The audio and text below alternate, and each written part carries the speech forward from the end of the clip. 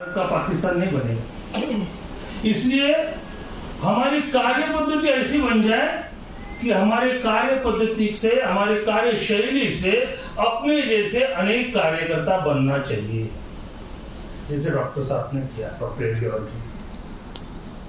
आज डॉक्टर हेडगेवार कौन है किसी को पता नहीं है, उनका नाम तक लेना नहीं आता कई लोगों को, लेकिन आरएसएस सब जानते।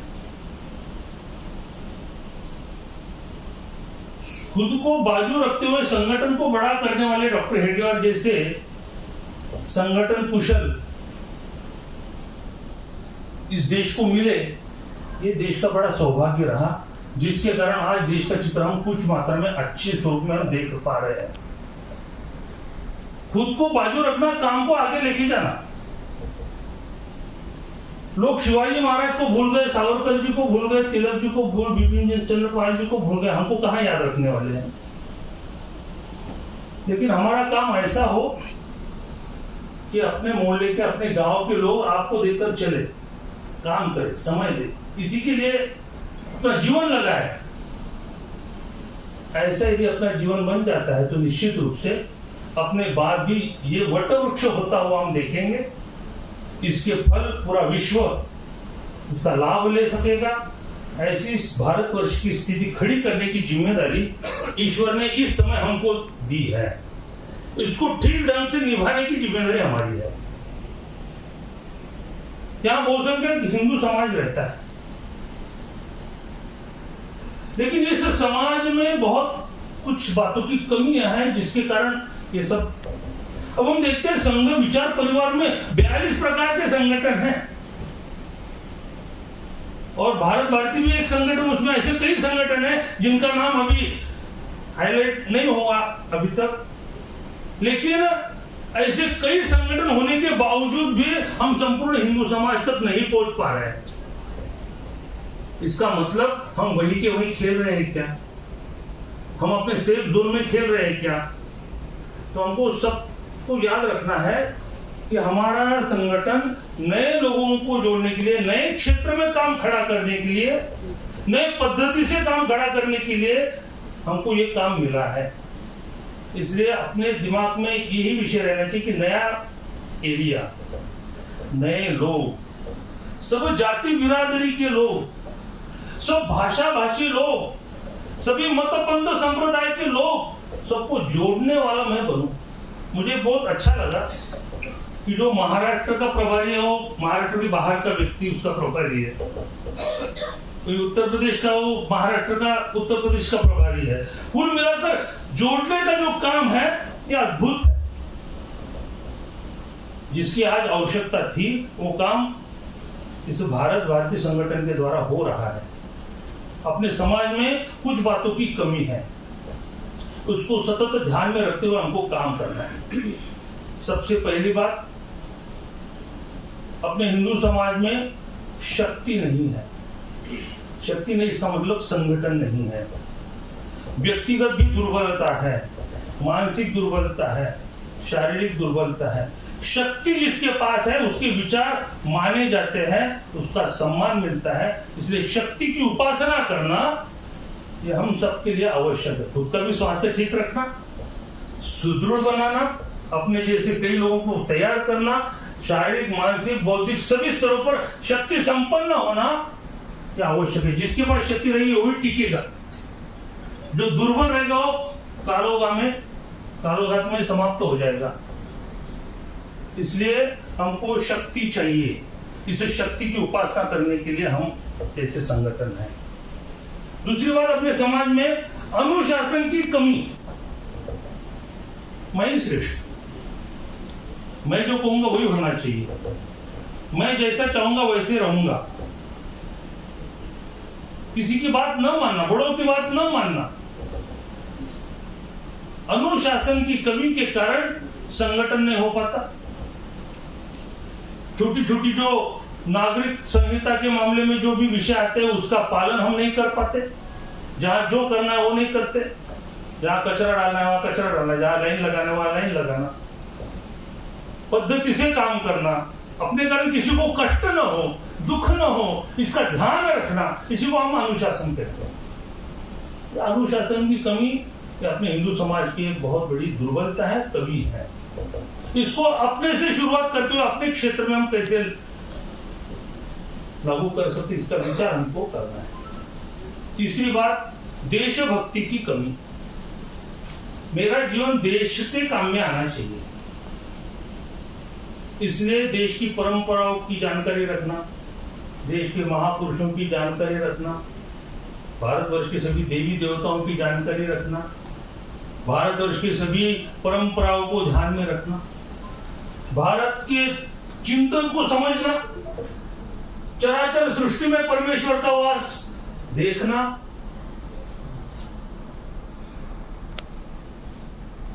पीड़ित लोगों का पीड़ा दूर करना, जो बातें हमारे देश से जुड़ी हुई है उसका सतत स्मरण करना, कहीं देश का अपमान न हो इसका ध्यान रखना, मेरा बालक भी देश के काम में आना चाहिए सोचना, मेरे द्वारा देशभक्ति गीत का प्रचार प्रसार होना, देशभक्ति जगाने का काम कई बातों के माध्यम से देशभक्ति हम जगा सकते। केवल 26 जनवरी का कार्यक्रम क्या देशभक्ति हो गया, ऐसा नहीं होता। एक पेड़ पौधा भी देश के लिए लगाएंगे तो समाज उसका लाभ लेगा, समाज यानी देश के। कुछ गरीबों को थोड़ी मदद करेंगे वो भी देशभक्ति है, कुछ अनपढ़ लोगों को सिखाएंगे वो भी देशभक्ति है, किसी को मंच पर अवसर देंगे ये भी देशभक्ति है, सबको साथ लेकर चलेंगे ये भी देशभक्ति है, किसी प्रकार का भेदभाव न रखते हुए सबका मान सम्मान रखना ये भी देशभक्ति है। देशभक्ति जिसके कारण देश का नाम बड़ा होना चाहिए। मेरा नाम याद रहेगा नहीं रहेगा, लेकिन देश, अपने हिंदू समाज में अपना घर तो बहुत बड़ा बन जाता है, लेकिन देश के लिए कुछ दान करने की इच्छा किसी के मन में नहीं होती। फिर हम ऐसे लोगों से दान लेते हैं कि जो चोरी और जो दूसरे मार्ग से पैसा कमाते हैं और आपको कुछ हिस्सा उसमें का हिस्सा देते हैं, लेकिन अपने कमाई का कुछ हिस्सा देश के लिए देना, देश के लिए काम करने वाले संगठन को देना, देश हित में जो भी चल रहा है उसको मदद के रूप में देना, ये देशभक्ति इसका अभाव अपने देश में, उसके लिए सतत इसका स्मरण करना, सतत उसका कहां कैसे उपयोग करना चाहिए इसका सोच रखते हुए अपने कार्यक्रमों में उसको जोड़ना। केवल बौद्धिक में केवल ये विषय नहीं रखता है। मैं कई बार जाता हूं तो मैं कहता हूं कि भाई आप 4 लोग बैठते हैं कुछ विचार करने के लिए, तो कम से कम 3 बार ओंकार तो बोला करो। ओंकार में देशभक्ति है। ओंकार से नई ऊर्जा प्राप्त होती है, नया उत्साह आ जाता है, नई कल्पनाएं दिमाग में आ जाती है। 3 बार ओंकार करके आप अपना शुरू करो, जो भी विषय है, चर्चा है। आखिरी में ओम पूर्णमद पूर्णमिदं पूर्णात् पूर्णमुदच्यते शांति मंत्र। ये सब विश्व में शांति स्थापित होनी चाहिए, सभी सुखी बनने चाहिए। ये विश्व कल्याण का विचार हमारे कुछ बातों से हम अपने कार्यक्रमों में, अपने जीवन में हम उसको उतार सकते हैं। तो देशभक्ति ये तीसरी बात हुई।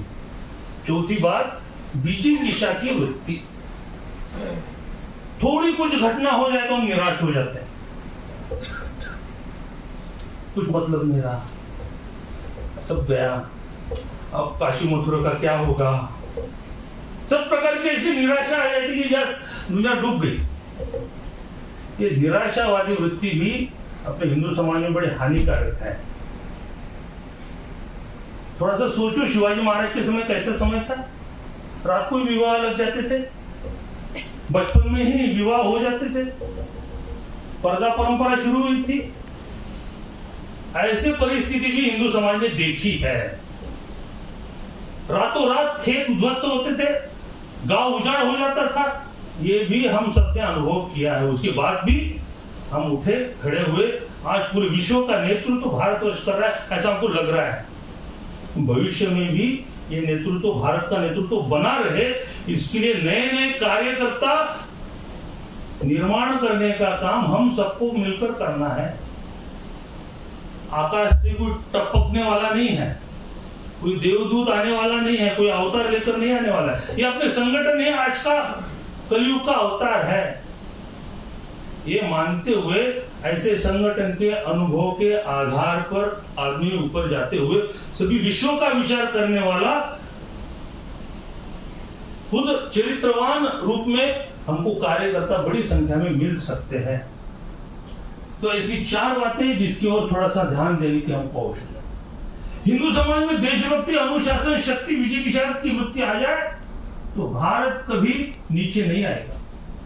इसलिए ये सब समाज में निर्माण करना है तो कार्यक्रम तो होना आवश्यक, कार्यक्रम होने भी चाहिए। कार्यक्रम से क्या लाभ है? 2-3 लाभ ध्यान में आते हैं। कार्यक्रम से हमारी व्यवस्था की कुशलता बढ़ती है कि कैसी व्यवस्था करना, कितने कुर्सियां रखना, क्या करना, क्या क्रम कैसे रखना, क्या कैसे बैठेंगे, बीच में क्या व्यवस्था करेंगे। व्यवस्था कौशल्य, सबको संभालने का जो एक व्यवस्था रहती है उसको एक आदत बन जाती है। कार्यक्रम में किसका सम्मान करना, किसका पहले, किसका बाद में क्या, प्रारंभ में क्या, ये सब बातों का। दूसरी बात, कार्यक्रमों से नए लोगों को जोड़ना। वो बैठक में नहीं आएंगे लेकिन कार्यक्रम में आ सकते हैं। नए लोगों को कार्यक्रम देखने के लिए बुलाना, जिसके कारण अपने विचार क्या है उनके कान पर जाएंगे। उनको अवसर देना, किसी अध्यक्ष, उपाध्यक्ष, ऐसे व्यक्ति को जिसको सम्मान भी मिले। ऐसे नए व्यक्ति को जोड़ने के लिए तो किसी के घर से कुछ दिया लाया, किसी के घर से फोटो लाया, किसी के घर से पानी लाया, किसी के घर से लाइट, बिजली, जो भी ले सकते हैं। जोड़ना, इस बहाने उनको जोड़ना, उस कार्यक्रम के निमित्त नए लोगों को जोड़ना। संघ के कार्यक्रम ऐसे होते हैं, कोई व्यवस्था नहीं, कोई पैसा नहीं, तो पास वाले घर से कुर्सी लाना, इधर से दरी लाना, इधर से दिया लाना, इधर से टेबल लाना, इधर से 4-5-10 कुर्सियां लाना, हो गया कार्यक्रम। बिना खर्चे का कार्यक्रम, इतने घर जुड़ गए। तो अपने कार्यक्रमों से नए लोग जुड़ते हैं।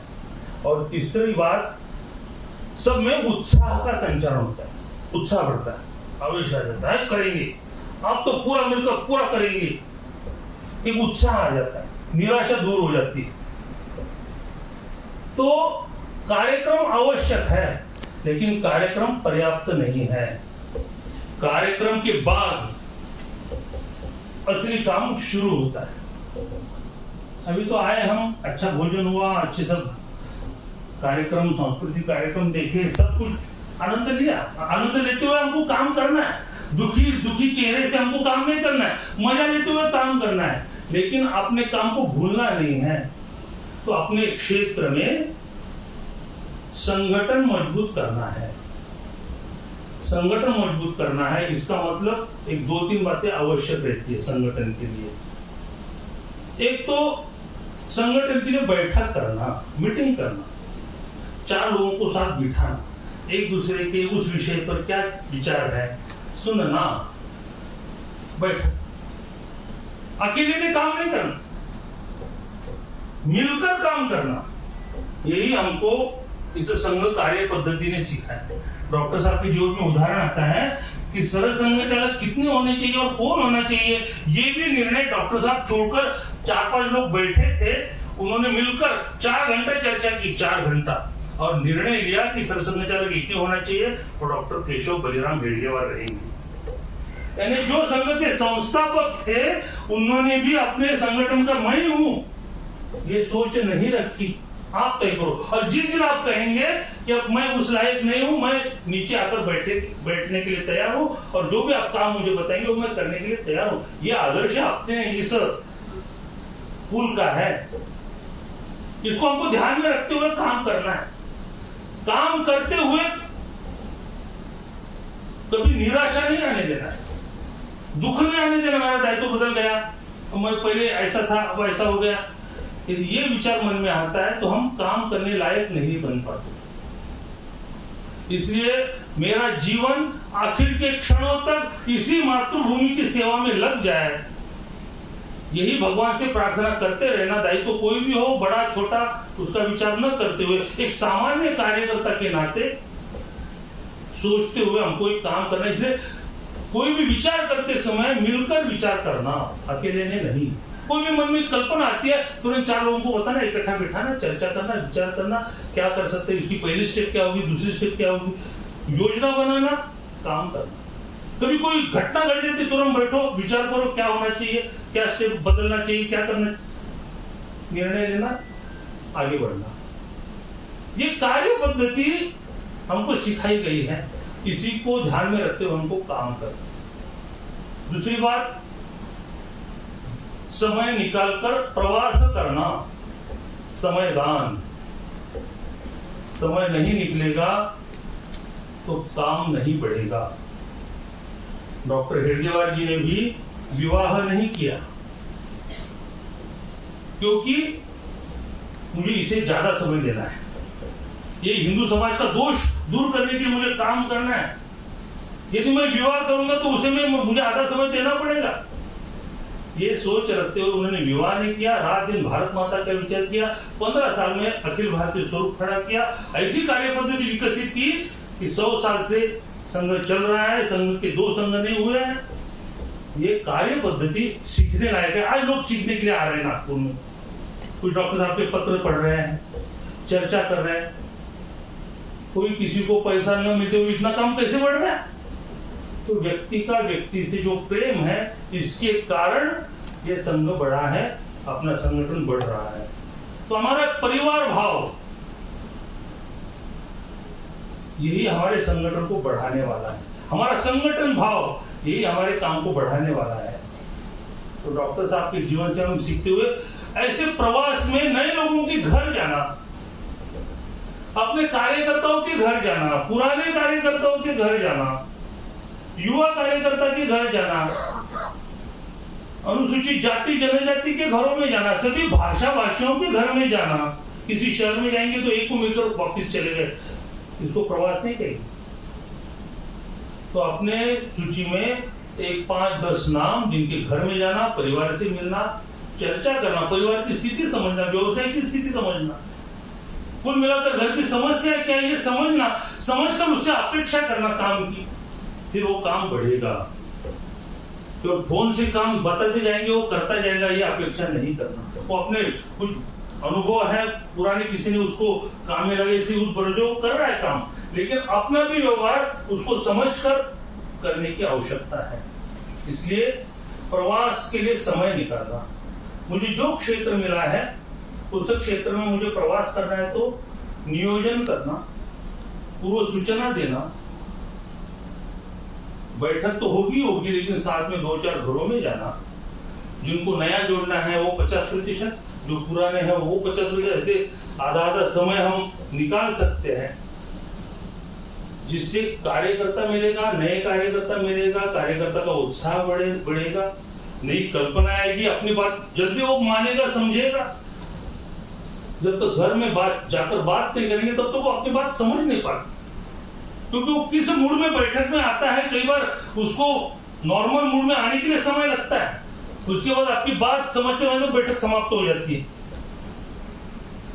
तो समझने के लिए घर में जाना, संवाद करना, परिवार की स्थिति देखना, सबके स्वभाव ध्यान में लेना, इसके लिए समय निकालना आवश्यक है। इसके लिए हम हिंदू धर्म में जरूर कहते हैं कि ब्रह्मचर्याश्रम, गृहस्थाश्रम, वानप्रस्थाश्रम और संन्यासाश्रम, ये चारों आश्रमों का पालन करने वाला समाज, इसकी शुरुआत कहां से होगी? तब हम अपने लिए भी समय लगाते हैं पूरा, मैं कैसा हूं, मैं कैसे दिखता हूं, मेरा नाम कहां है, मेरा फोटो कहां लगना चाहिए, मैं से हम में जा ही नहीं रहे, तो काम बढ़ेगा कैसे? इसलिए अपने लिए कम समय, लेकिन अपने समाज के लिए, अपने संगठन के लिए अधिक समय देने का भाव रखते हुए वानप्रस्थ जीवन का भी विचार हम कर सकते हैं। कई लोग कहते हैं कि भाई ये मकान में अब रहने वाला कोई नहीं है, जो थे वो विदेश में चले गए, ये मुसलमान की बस्ती यहां तक आ गई है, तो हमारा घर भी जा सकता है। हम अपनी शक्ति बुद्धि कहां खर्च कर रहे हैं? तो 2, 4, 5 मंजिल बिल्डिंग बनाने में, नई नई गाड़ी खरीदने में। तो हमारा देश का विचार, समाज का विचार एक आयु तक, उसके बाद हम क्या कर सकते हैं, इसका विचार करने की आवश्यकता है। कहां तक करना, पैसे कितना कमाना, ये भूख न समाप्त होने वाली है। संयमित जीवन हमको हिंदू संस्कृति में ही सिखाया गया है, संयममय जीवन हो, लेकिन वो जीवन दिखना भी चाहिए, रहना भी चाहिए। तो इस पद्धति का जीवन अपना बने, ऐसा देश के लिए अधिक समय, स्वयं के लिए कम समय। जैसे विनय जी घर में कितने बार रहते मुझे भी पता नहीं, पुणे में मेरा मुख्यालय था, लेकिन कभी घर में मिलते नहीं थे। आज इधर, कल उधर, परसों उधर, बड़े मुश्किल से एक दिन तय हो गया। तो उस समय घर के लोग नहीं थे, लेकिन साथ में हमने भोजन किया। कुछ दोनों प्रचारक थे, मैं तो उनको आदर्श ही मानता हूँ। हमारी बैठक में जब वो बोलते थे तो नई नई कल्पनाएं, उनकी अपाट विचार शक्ति सब देखकर मैं बड़ा अभिभूत हो गया था। विनय जी के साथ बैठने की इच्छा तब से मेरे मन में बनी थी कि विनय जी के साथ कुछ समय बिताऊं, कुछ नई कल्पनाएं आ जाएगी, बड़ा विचार मन में आएगा, कुछ अच्छा काम अपने से होगा। ऐसे विनय जी जैसा जीवन हम सबका कैसे बन सकता है? अधिक समय देना, स्वास्थ्य ठीक रखते हुए। तो ये प्रवास, ये अत्यंत संगठन के लिए आवश्यक है, ये करेंगे तभी लाभ होगा। और तीसरी बात, प्रशिक्षण। अपने कार्यकर्ताओं को, कार्यकर्ता जो शस्त्र है उसको धार लगाने की आवश्यकता रहती है, तो कम कष्ट में ज्यादा परिणाम हमको मिलता है। प्रशिक्षण कई बातों से होता है। प्रशिक्षण वर्ग करेंगे तो भी एक प्रशिक्षण होता है। कभी अधिकारियों का प्रवास होता है, उनके साथ रहते रहते भी प्रशिक्षण हो जाता है। कभी कोई कार्यक्रम करते तो कार्यक्रम के अनुभव से भी कुछ प्रशिक्षण हो जाता है। कभी कोई किताब पढ़ते तो किताब के जीवन चरित्र पढ़ते पढ़ते भी प्रशिक्षण हो जाता है। तो प्रशिक्षण हर क्षण, हर सीखने की मानसिकता चाहिए। तो प्रशिक्षित कार्यकर्ता जितने अपने रहेंगे उतनी समझदारी का स्तर बढ़ेगा, उतना काम सरल सहज हो जाएगा। इसलिए प्रशिक्षण आवश्यक। बैठक, प्रवास और प्रशिक्षण, इसकी ओर ध्यान देते हुए अपना जीवन भी जैसे संगठन को अपेक्षित है वैसे गुणों से युक्त होने की आज आवश्यकता है। हम पर्यावरण संरक्षण की बात करते, लेकिन अपना कार्यकर्ता पर्यावरण का विचार नहीं करता हो तो उसकी बात कौन सुनेगा? हम संयममय जीवन की बात करते हैं, हमारा कार्यकर्ता भी असंयमित जीवन जी रहा है, उसकी बात कौन सुनेगा? तो कुछ बातें हमको अपने संगठन ने दी है। सबसे पहले मेरा परिवार, या आखिर तक संगठित रहे, सुव्यवस्थित रहे, इसलिए कुटुंब प्रबोधन का विषय क्यों करना है, मिलकर भोजन क्यों करना है, मिलकर काम क्यों करना है, एक दूसरे के प्रति एक आत्मीयतापूर्ण भाव। हम विश्व हिंदू परिषद के कार्यकर्ता होने के कारण लव जिहाद के बहुत केसेस, और उसमें वो लड़की बोलती कि मेरा पिता नहीं है, ये मेरी माँ नहीं है, मुझे बहुत तकलीफ देते हैं, मैं इनके साथ नहीं रहना चाहती हूँ। ऐसी जब लड़की बोलती है तो आंखें खुल जाती है कि अपने पिता को पिता नहीं मान रही है, क्या कमी रह गई? तो कुल मिलाकर संस्कारों की कमी, साथ में खुले मन से बात, एक दूसरे से बात करने की कमी, उसके कारण बहुत कमियां हिंदू समाज में आ रहे हैं, जिसके कारण डाइवोर्स के भी केसेस बहुत बढ़ रहे हैं। एक जिले में 10,000 केसेस एक साल में आ रहे हैं। हिंदू समाज की बहुत बड़ी समस्या है। इसको ध्यान में रखते हुए कुटुंब प्रबोधन, सप्ताह में एक दिन मोबाइल का उपयोग नहीं करेंगे, सप्ताह में एक दिन सब मिलकर भोजन बनाएंगे और करेंगे, मिलकर भजन करेंगे, मिलकर कहीं पर्यटन के लिए जाएंगे, मिलकर रहेंगे, एक दूसरे से बात करेंगे। ये भी दुर्लभ हो रहा है, तो इसकी ओर ध्यान देना। अपने परिवार की तरफ दुर्लक्ष्य करते हुए काम नहीं करना है, उसको ध्यान में रखते हुए काम करना है। दूसरी बात, स्वदेशी की, स्वदेशी आचरण। अपने जीवन से भारत झलकना चाहिए। हमारे आज वस्तुएं कौन सी, विदेशी की स्वदेशी, गाड़ी कौन सी स्वदेशी, सोच कैसी, ड्रेस कैसे, अपने खान पान कैसा है, अपने बोलचाल कैसी है, सब में स्वदेशी झलकनी चाहिए, उसका अभिमान भी होना चाहिए। हर बात का अभिमान। धोती पहनेंगे तो नहीं, धोती कहाँ, अच्छा नहीं लगता, अच्छा कम से कम मंगल समय आप धोती पहन सकते हैं। भारतीय वेश हर घर में होना चाहिए, कम से कम कुछ मंगल अच्छे कार्यक्रमों में पहन सकते हैं। अपने वाणी में कभी अंग्रेजी का शब्द ना आने, एक शुद्ध भाषा में, चाहे गुजराती बोलो, चाहे बंगाली बोलो, चाहे मलयालम बोलो, शुद्ध भाषा अपनी कैसी बन सकती है? स्वदेशी का चिंतन, स्वदेशी का मनन, स्वदेशी का आचरण, स्वदेशी जन्मदिन कैसे मनाना, स्वदेशी सालगिरह कैसे मनाना, क्या हो सकता है, इसका मॉडल हमको दिखाना है। हम नहीं दिखाएंगे तो अपने बातों पर कोई विश्वास नहीं करेगा।